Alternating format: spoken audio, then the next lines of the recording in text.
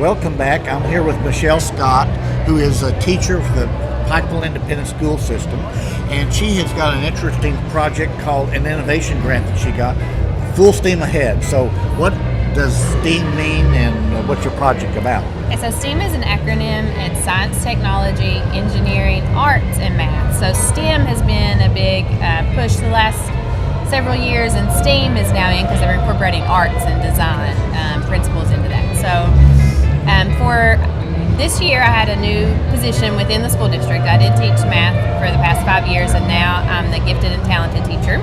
And so with that comes a little bit of freedom, and I wanted to take the program into a new direction, and I wanted to incorporate the STEM, and of course there's gifted and talented for art, so I made it into the STEAM as my primary goal for this pull-outs for the 4th, 5th, and 6th grade.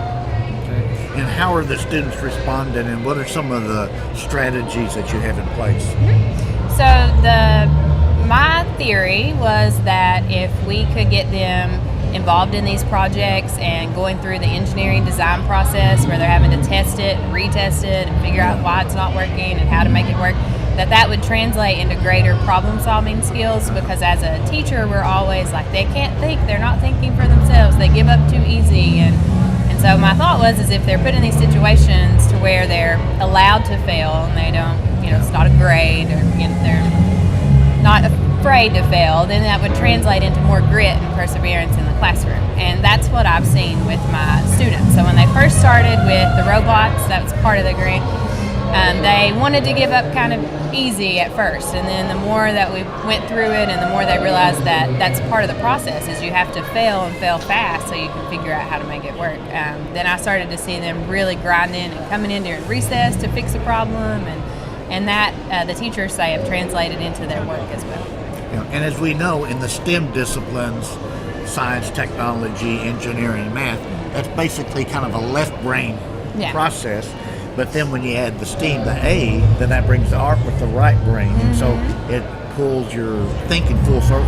Yeah, it's been great. I'm not an artsy person, and so some of my kids are that way too, and that the design part kind of scares them at first, but the more that they've been allowed to create, the more that they love that part of the project.